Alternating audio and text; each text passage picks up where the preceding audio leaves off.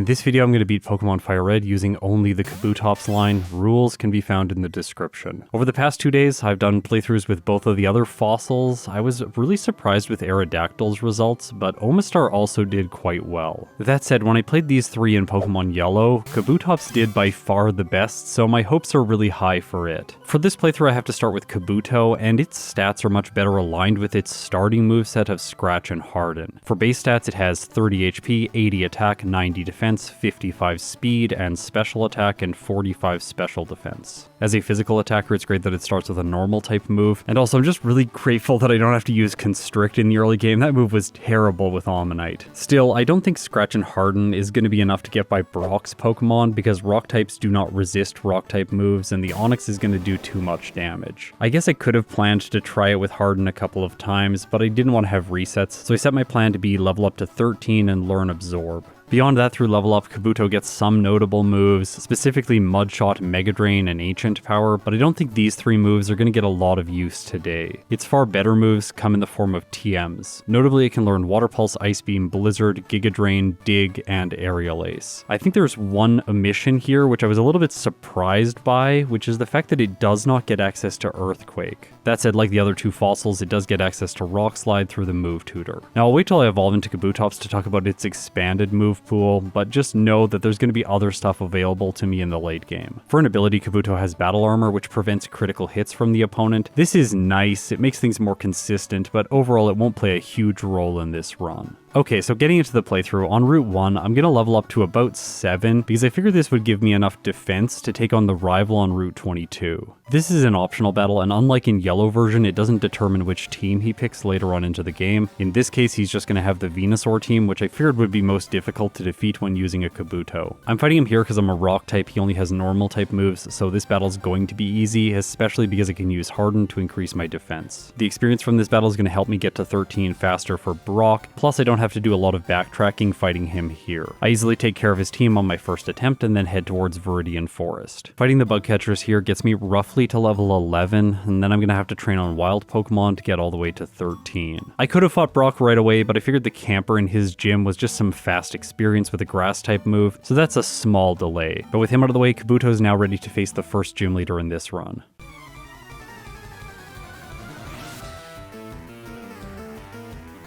Brock leads with Geodude. Of course, it has terrible special stats, and while Kabuto's special attack is not really that good, Geodude is taking much more than half damage. Plus, with my rock type, I resist its tackle, so it essentially does nothing to me by the time I knock it out. The experience from the camper as well as this Geodude levels me up to 14 before the Onix comes in, and while it can use Rock Tomb to lower my speed and move first, it's just not doing enough damage because, if you didn't know, Onix is a terrible Pokemon. With that, I defeat Brock, earn myself the Boulder Badge and a 10% boost to my attack stat. This victory also gives me the TM for Rock Tomb, which of course for Kabuto and all the fossils is the same type attack bonus move, so I'm going to teach that right away. I'll save you from my whining about Rock Tomb's accuracy, so let's just continue with the run and head to Mount Moon. Watching this footage back and having done the voiceover for Omastar very recently, I think that I'm making a mistake here. I should probably be battling more trainers, anticipating the rival being much more difficult in Cerulean City. With Omanyte, I'm pretty sure that I would have been stuck there longer if I didn't get lucky, and Kabuto has the same problem. It's going to take 4 times damage from Bulbasaur's Vine Whip. I did do some additional training, so by the time I'm leaving the cave, Kabuto is level 18, but I'm not sure that this is enough. That said, it does have a higher attack stat, which might help Rock Tomb one-shot the Pidgeotto. And it does. So that means it's never going to hit me with Sand Attack, which greatly improves my consistency. Bulbasaur's next, I go for Rock Tomb. It looks like it's doing half, but Vine Whip hits and one-shots. Alright, I'm going to fight the trainers in Misty's gym to get a little bit more experience first before trying the rival again. Defeating them brings me up to level 19, but this doesn't material impact any of the stats against the rival. I'm still faster than all 3 of his attacking Pokemon, but slower than the Abra, so I guess that's the best situation I could ask for. However, when the Bulbasaur goes for Leech Seed, it then gains health back, and I'm not going to be able to knock it out on the second turn using Rock Tomb. In this case, I am going to whine about the move because it misses, and that gives me my second reset. Okay, so instead of fighting the rival, let's try Misty, and the answer is no. This is a terrible idea. The Starmie and the Star, you are both fast faster than Kabuto. I can lower their speed with Rock Tomb and technically heal using Absorb, but this move is so weak that it just isn't gaining back that much health, and her water types can outdamage it using Water Pulse. It didn't take me long in this fight to realize that fighting the rival is the correct choice. Now, here's some unfortunate news. The Pidgeotto is not always a one-hit, it can survive Rock Tomb. The same is not true for me though, because Kabuto is not able to survive Bulbasaur's Vine Whips. After 3 knock me out in a single hit, I decided that I needed to train on wild Pokemon. Remember what I was saying about the trainers in Mount Moon? Yeah, I should have done the grinding then instead of now. That said, all is not lost because we do get to learn an interesting factoid here when I level up to 20 and go back to fight the rival again. Now that my level is over a damage rounding threshold, I'm pretty sure that I'm going to be consistently one-shotting the Pidgeotto. Plus, I'm doing significantly more to the Bulbasaur, so I think that if he uses Leech Seed, I'll still knock it out in 2 hits. Plus, leveling up gave me just enough defensive stats to survive 1 Vine Whip. Because of that, I'm able to knock out his ace and move on to the useless Abra. I think I'm making a mistake here not using Absorb to gain back some health, but in the end it doesn't matter because the Rattata that follows only has normal type moves. Kabuto resists them, and while it does have low health, it just barely squeezes through and gets the victory. Route 24 and 25 don't have any major obstacles for Kabuto. Its typing is actually really good here. I have rock moves against the flying types, which are known for their use of sand attack, and I have Absorb for all the rock ground types, so I don't get delayed by them. This coverage is important because then I can fight the hiker with great ease, defeat him, move the camper out of the way, and grab the TM for secret power. While this move does have 5 less effective power when compared with Rock Tomb, its 100% accuracy and chance to paralyze makes it far more reliable. With it, I think I should be able to defeat Misty because paralysis can be really useful, and I don't want to spend time backtracking from Vermilion City after completing the SSN. The slightly lower effective power is a bit annoying for one reason: the Staryu is not a one-shot, but then Misty does use a super potion here, which means she's not going to use it on the Starmie, which overall I think is an advantage. Even though it takes more time, I'm able to knock the Staryu out in an advantaged position, level up, and learn the move Mud Shot. It's not going to be useful if it's not super effective though, because Rock Tomb and Secret Power will both just do more damage. I continue using the normal type move for consistency against the Starmie, but it doesn't cause paralysis, and without the status condition, Kabuto is just taking too much damage from Water Pulse. At this moment, I thought that I could win as long as I get paralysis fairly early into the battle against the Starmie. While we're watching me attempt to get the status condition, and eventually I do, but it doesn't play out well for me because I choose Rock Tomb and it just misses. Anyways, while we watch me continue to attempt this, I want you to ask a question. Is 5 more effective power from Rock Tomb going to give me the 2-hit on Starmie? Because I didn't think it would. I thought Secret Power was just doing slightly too little damage, and if I had upped this damage by a small amount with Rock Tomb, it wouldn't do more. But eventually, after a bunch of resets, I decide to try the Rock type move, and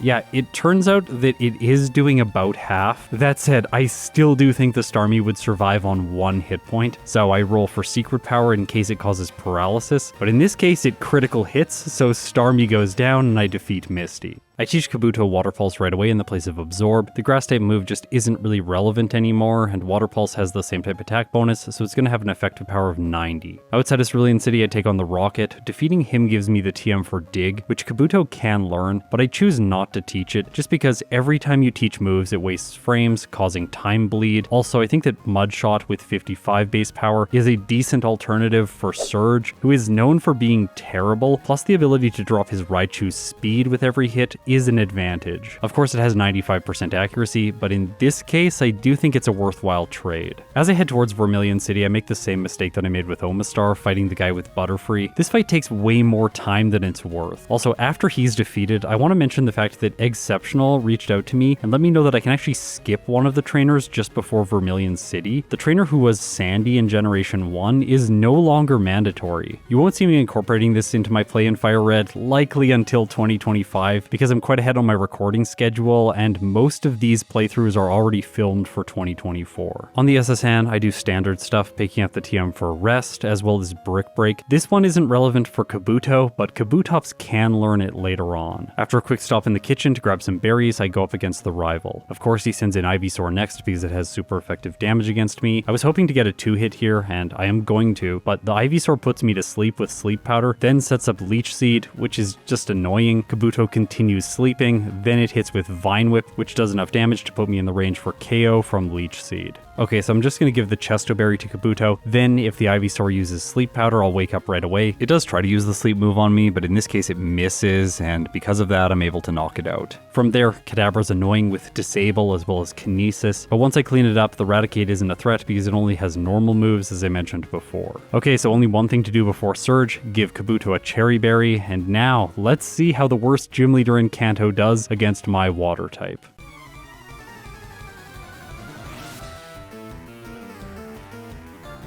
His first Pokemon is Voltorb, and unfortunately for me, it has one more speed, landing a Screech before I move with Mudshot and one-shot it. Next is Pikachu. Kabuto is faster, so I move first with Mudshot, getting another one hit, moving on to his ace, Raichu. Okay, so how much is it going to do to me with Shockwave? That's the question, right? I thought maybe around half, maybe a little bit more in the worst case scenario, but no, it does absolutely massive damage, bringing Kabuto down to 7 hit points. That said, Mudshot also does massive damage, so Raichu has a similar amount of health remaining. Plus I dropped its speed, so now Kabuto is going to be moving first. Surge uses his Super Potion, healing back to green health. I don't go for Mudshot again because I thought it might miss. That said, it doesn't matter because Surge used a healing item, so I'm going to get 2 attacks in a row because I outspeed, and with that I defeat the 3rd gym leader and earn myself a speed boost. Okay, now I can get the TM for Aerial Ace, and this is fantastic coverage, giving me super effective damage against grass types. Still, I don't think that Kabuto needs it right now. You might be worried about some of the Pokemon in the cave, like this Oddish and Bulbasaur, but I have enough damage with Secret Power. At the end of Rock Tunnel, I have access to the move tutor for Rock Slide, which I'm going to teach in the place of Rock Tomb. This increases my effective power by a significant amount, up to 112, and my accuracy from 80% to 90%. South of Lavender Town, I grab the TM for Return. This move is generally one of the standards in most playthroughs starting in Generation 2. For this run, I am not actually going to use it at all. There are some spots where I think that's a mistake. Generally, I'm trying to hold on to it as long as possible and then teach it once I know that I'm not going to have to unlearn it, because there's no way to get a second instance of this move in FireRed. Playing safely, trying to preserve it for a long time, and just getting by on Secret Power in the mid-game sometimes gets me in awkward situations like this one. Return definitely would be better in this instance, but oh well, I didn't use the TM and wasted a little bit of time. It's not a huge deal. Inside the Rocket Hideout, I go up against Giovanni. His Kangaskhan is actually so scary, even though I'm a rock type. It's able to lower my defense a total of 3 times, and then its Mega Punch is dealing massive damage. The fact that I'm still using a first stage Pokemon doesn't help me here, and Rock Slide really isn't doing very much. Still, the fact that he had to set up for 3 turns meant he wasted too much time, and I am able to finish his ace off. After that, he only has a Rhyhorn, and of course Water Pulse easily dispatches it. To escape the Rocket Hideout, I can use my TM for Dig, which I didn't use on Kabuto, so I can teach this to Rattata and then use the field move to escape the dungeon. If you're used to Generation 1, sometimes I hang on to Dig for a really long time to have this field move to save small amounts of time here and there, but in Generation 3 you can just repurchase this TM from the department store, so your Rattata can always use it, helping you escape locations like Sabrina's gym, which recently Exceptional told me that you can also dig out of. I don't know why they patched it for Blaine's gym, but they didn't in Sabrina's. Maybe the tile set is shared between Sylph and Sabrina's gym, so that's why the flag is set. I'm not entirely sure. It's an interesting factoid though. I didn't think I would need the Ice Beam TM for Kabuto, so I can allocate all of my money towards buying vitamins. In this case, for protein to increase my attack. Okay, so let's head back to Pokemon Tower now and face the rival. Rock Slide one hits the Pidgeotto, and then he sends in his Ivysaur next. I really wanted to get the one hit here with Rock Slide, but I just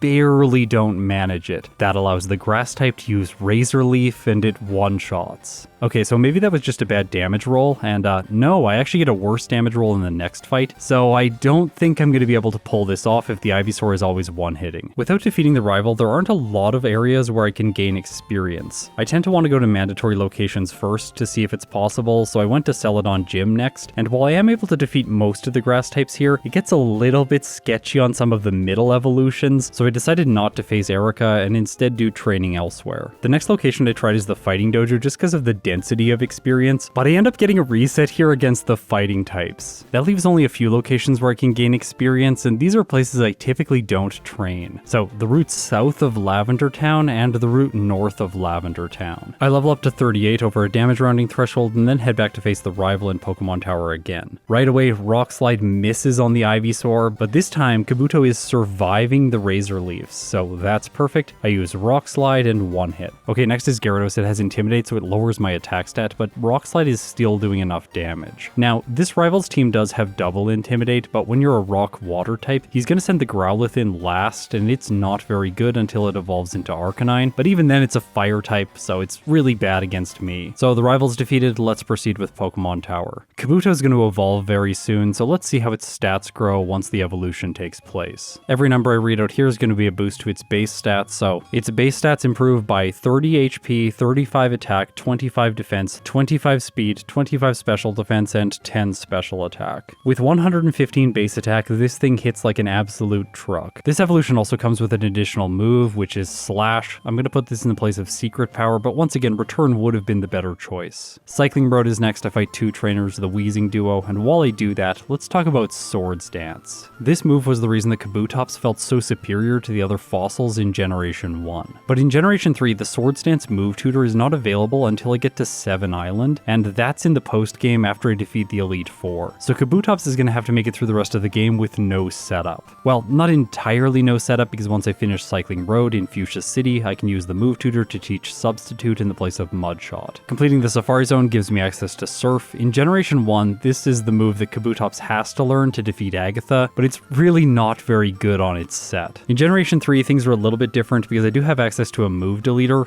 He's actually right here beside Fuchsia City Gym. Anyways, I'm not going to teach Surf right now. I don't think it's going to be that useful against Koga. After all, he should be pretty simple now that I have access to Substitute.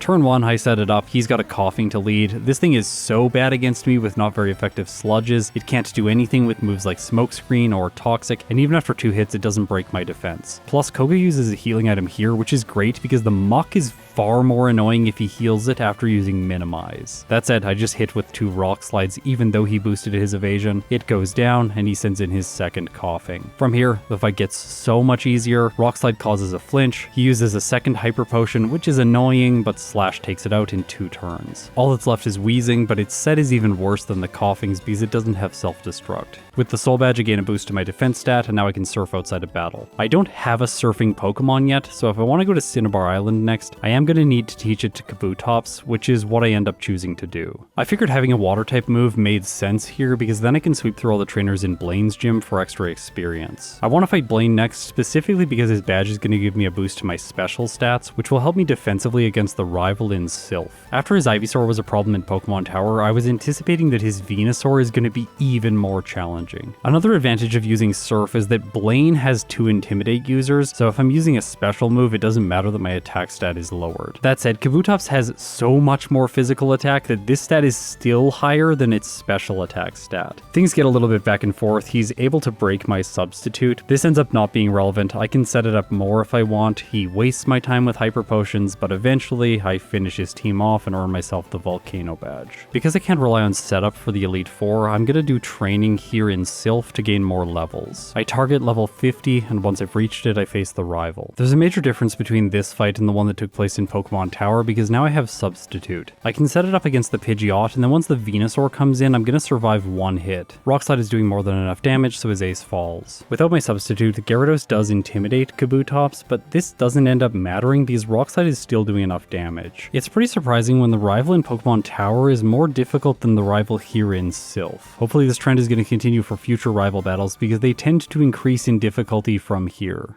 Giovanni is not the same. He kind of decreases in difficulty as you go through a FireRed playthrough. I think the first battle might be the most difficult. This second battle is sometimes annoying because if you get poisoned, which is what happens here due to Poison Point, then the Kangaskhan can use Fake Out. By the way, I didn't know that Poison Point activates even though you have a Substitute in place, which is really annoying, although it does make sense. I'm not able to one-shot the Nidoqueen, so I take additional poison damage before it goes down. And while Rhyhorn does go down to a single hit, I still take poison damage almost to the red before Kangaskhan comes in. Okay, Rock Slide, please do enough. In this case, it causes a flinch, which is perfect, and I'm able to use Slash to finish Giovanni's kind of ace off and win the battle. But that was way closer than I was hoping for. The next major battle is against Sabrina, and this one's not going to be close at all. I'm going to one-shot all of her psychic types using Slash. The only one that survives is Venomoth, and I go back and forth here because of some healing items, but eventually I take it out and move on to the Alakazam, which is a simple one-hit. I'm going to backtrack to phase Erica now. She is so simple when you're this over-leveled. That's one of the reasons she's one of the least concerning gym leaders, just because you can put her off for so long. I started off using Rock Slide, but this misses and I get paralyzed. Luckily I have a Cherry Berry, so I cure the status condition, switch into using Slash, and then one-shot all of her Pokemon. The only gym leader left is Giovanni, and as I said before, he has definitely fallen off from his Sylph performance. In this case, I just sweep his entire team in a series of 5 one-hits. Okay, so the 6th rival fight might be problematic, although it typically plays out very similarly to the one in Sylph, with his Pokemon just being stronger because they're at higher levels. I can once again set up on the Pidgeot and then knock it out with Rock Slide, dodging a Feather Dance. Venusaur comes in next, I go for Rock Slide, it does more than half, just barely though. Razor Leaf breaks my substitute, but my next attack knocks his ace out. Okay, Rhyhorn is next. This is the addition to his team, which actually helps me out because I can re-establish substitute, then knock it out using Surf, and when the Gyarados comes in, my substitute blocks Intimidate. So the trend of the rival getting easier and easier as the playthrough progresses is continuing. In Victory Road I battle 3 trainers, they all have 5 Pokemon on their team, so it's great experience. This gets Kabutops up to level 58. Before the Elite Four, there's one more thing to do. That's backtrack to the move deleter and get rid of Surf. I want to do this because I'm going to teach Brick Break in its place, which is super effective against Lorelei's Pokemon as well as Bruno's Onix. With that, I'm ready. Roll the intro for the Elite Four.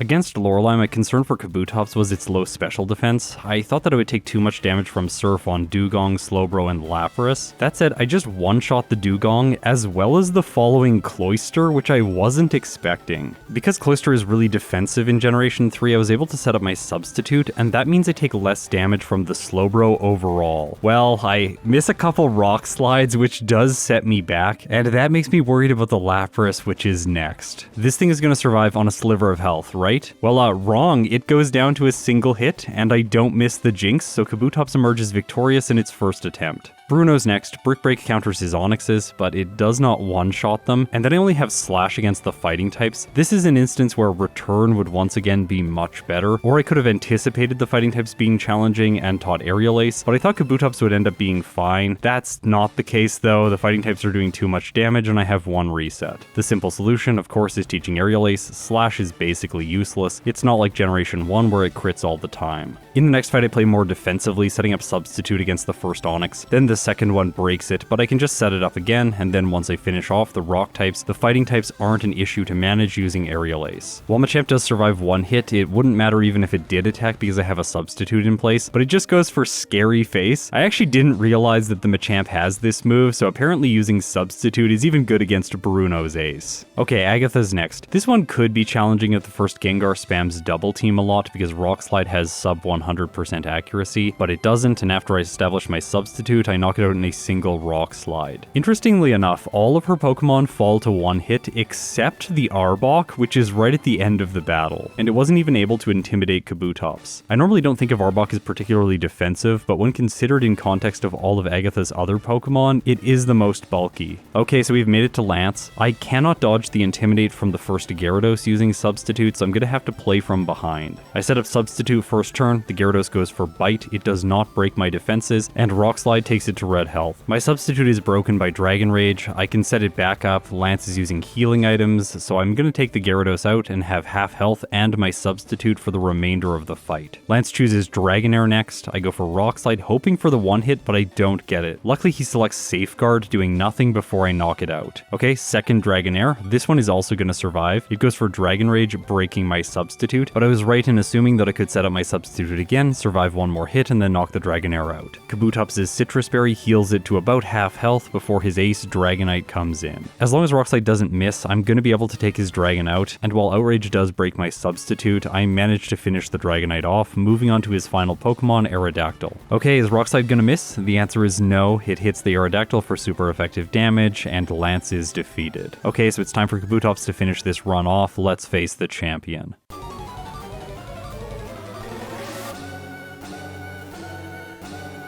This battle is a mirror for the previous battles, starting off with the Pidgeot so I can set up Substitute. I am wondering though if the trend of him getting easier and easier is going to continue. When Pidgeot goes down, he sends in Rhydon next, so Venusaur is not second. That is a good thing, but this Rhydon could use Rock Tomb or Earthquake against me, but instead it chooses Scary Face and I knock it out with 2 Brick Breaks. After that, he chooses Venusaur, but now that I have Aerial Ace, I have a move that will not miss, and it does super effective damage, giving it slightly higher effective power than Rock Slide. I should also mention that Venusaur has a really bad moveset in this fight. It only has Solar Beam for grass type damage, and it doesn't even have a sleep inducing move. As a result, I can knock it out without taking any damage and move on to the Gyarados with my substitute blocking its Intimidate. I don't know if you've realized it yet, but yeah, the champion is not going to stand a chance, so yes, the rival did get easier and easier throughout this entire run. I clock in with Kabutops getting a first playthrough time of 1 hour 17 minutes and 13 seconds, with 15 resets at level 71 with a game time of 4 hours and 38 minutes. I'll save the analysis in comparison with the other fossils until the end. For now, we need to go and do the Sevi Islands and complete the second run of the league.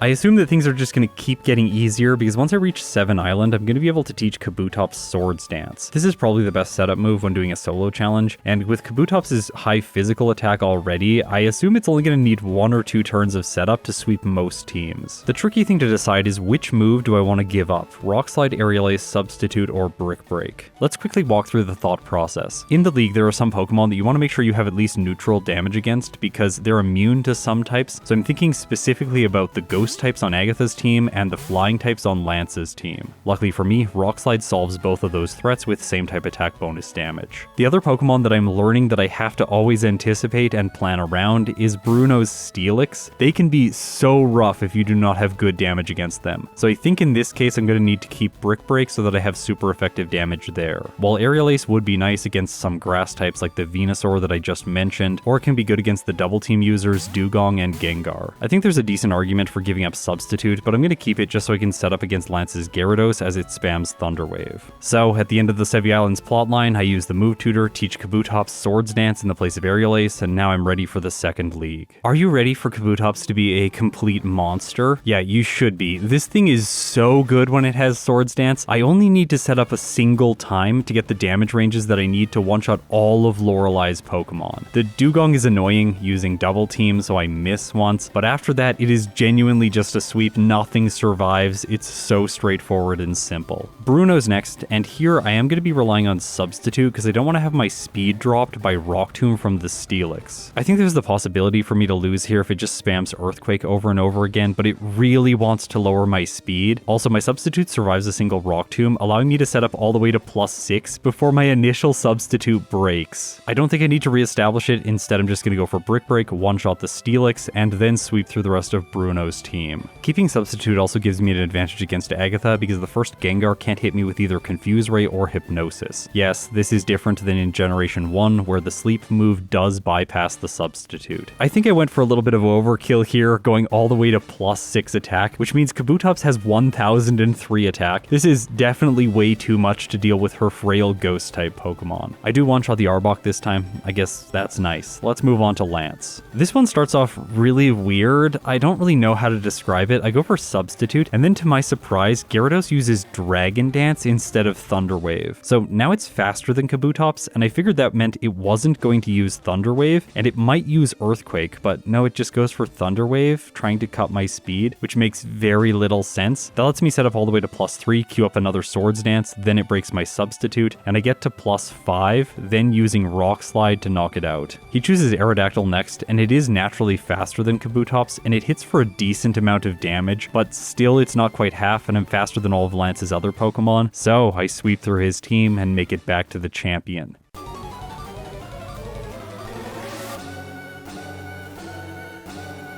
Is this battle against the rival going to be easier than the former two? And the answer is yes. Kabutops does not have a problem against the Heracross right at the beginning of the battle because it only knows Rock Tomb, which it's wanting to spam. Its only fighting type move is Counter, which obviously does nothing as I set up. So that means once Kabutops sets up its attack stat to full, it can just sweep through his team. I clock in with a second league time of 19 minutes and 57 seconds, with 0 resets at level 81, with a game time of 5 hours and 56 minutes. Okay, let's go back and compare the first playthrough results with all the other fossils. Aerodactyl was able to get a time of 1 hour 16 minutes and 46 seconds. Omastar got a time of 1 hour 20 minutes and 38 seconds, and Kabutops had a time of 1 hour 17 minutes and 13 seconds. So Aerodactyl gets first place, Kabutops gets second place, and Omastar gets third. This is very surprising to me that Aerodactyl was just barely able to squeeze out the victory. It did so only by 27 seconds, and I think it's important to delve into why. Kabutops had a major disadvantage because it started as a Kabuto, but Aerodactyl started fully evolved. It is only a single stage Pokemon. Even though it was held back by the slow growth rate, I think the disadvantage of having to go up against the rival in Cerulean City as well as Misty early on using Kabuto was just enough to hold it back. Plus, Omastar and Kabutops' typings are worse defensively because they take so much damage from grass type moves. Aerodactyl doesn't have the same extreme weakness, and it starts with a move like Wing Attack, which really accelerates its progress in the early game, countering out the deficit of the slow growth rate. These results leave me a little bit dissatisfied because I'm starting to have the question nag at my brain, what would happen if Omastar and Kabutops started fully evolved? I think the rankings would then all shuffle, with Kabutops being at the top, Omastar being second, and Aerodactyl being third. If you're curious about it, I'm not going to do it in this video. You're going to have to wait until I start doing second playthroughs in FireRed. So that's it for this fossil series. Thank you so much if you support me directly through YouTube memberships or on Patreon. Also, if you like this video, it really does help me with the algorithm and attracting new viewers. Whenever we grow the community, it's just great having more people here enjoying early generations of Pokemon together. Thanks so much for the support, everyone. Today, with its results, Kabutops earns itself a spot in the A tier just behind Aerodactyl and ahead of Hypno. Honestly, it's a really good performance for it, and I can't wait to play this thing again in the future. If you've made it this far, you're incredible. I'll see you in my next video.